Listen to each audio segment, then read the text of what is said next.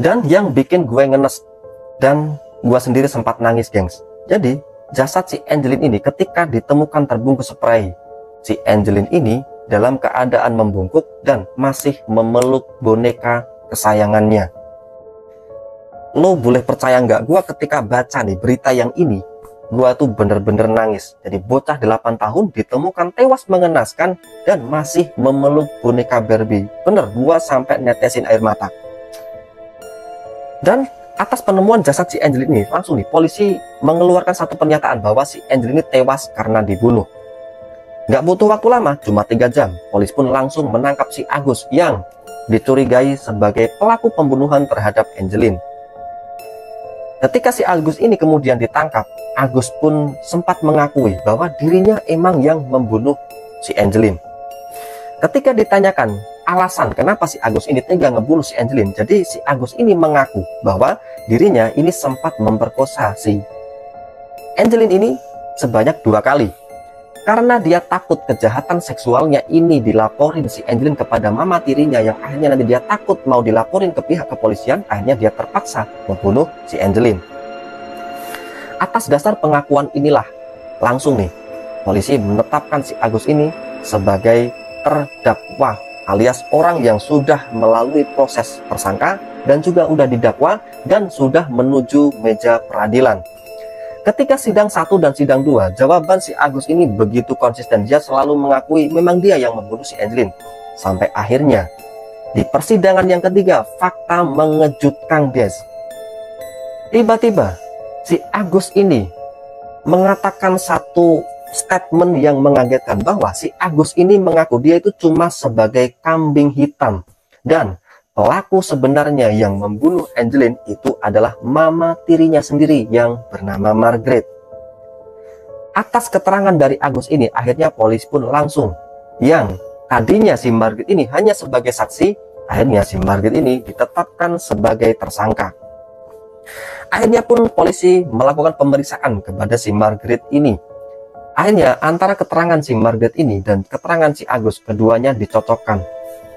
Jadi menurut pengakuan si Agus, pada saat itu si Agus ini sedang tiduran di kamarnya. Tiba-tiba dia mendengar si Angelin ini berteriak-teriak dengan ucapan, "Ma, lepasin, Ma, lepasin." Karena mendengar suara si Angelin, kemudian si Agus ini langsung menuju ke kamar Margaret, di mana si Angelin ini sedang disiksa oleh mama tirinya, si Margaret.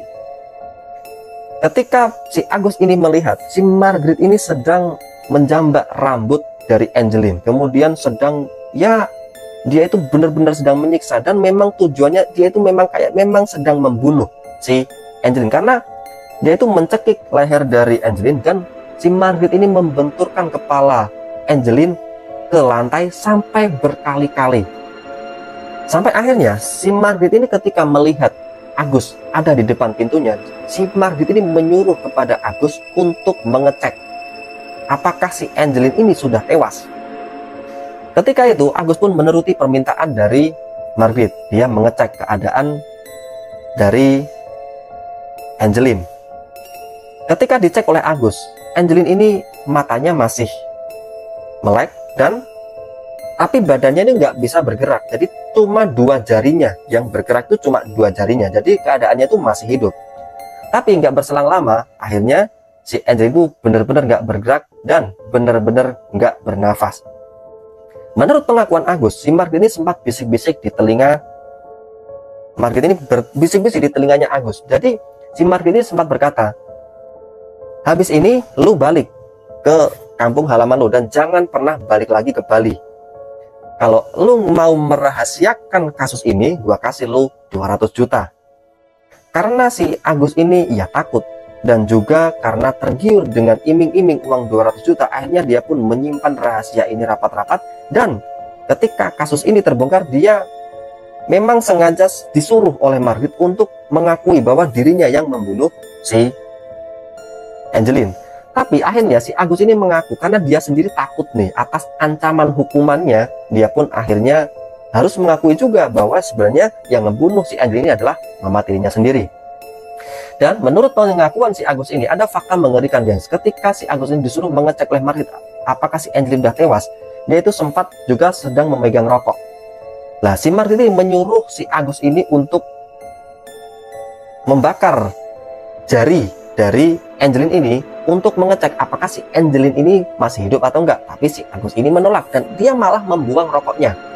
Tapi rokok yang dibuang oleh Agus ini malah diambil lagi sama si Margrit, dan Margrit sendiri yang menyudutkan rokok milik Agus ini ke tangan milik Angelin. Dan setelah benar-benar Angelin ini dinyatakan tewas, si Agus ini diperintahkan oleh Margrit untuk mengubur jasad dari Angelin di bawah kandang ayam. Atas laporan dan keterangan si Agus inilah akhirnya polisi menetapkan bahwa si Margrit sebagai pelaku pembunuhan si Angelin, dan si Agus ini ditetapkan hanya sebagai tersangka yang hanya membiarkan upaya pembunuhan, dan akhirnya si Agus ini cuma dituntut hukuman 10 tahun penjara, sedangkan si Margrit ini dituntut hukuman seumur hidup. Dan sampai terakhir gua baca di berita bahwa sampai saat ini tuh Margrit itu juga masih mendekam di penjara, dan umurnya itu memang sudah agak senja, gengs.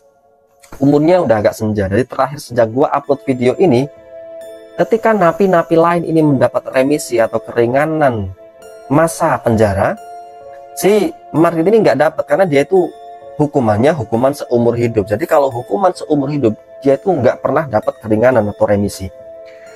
Oke gengs, itulah sekilas tentang kasus yang bikin miris, tentang ya begitulah wajah perlindungan anak, kekerasan kepada anak yang ada di negeri kita.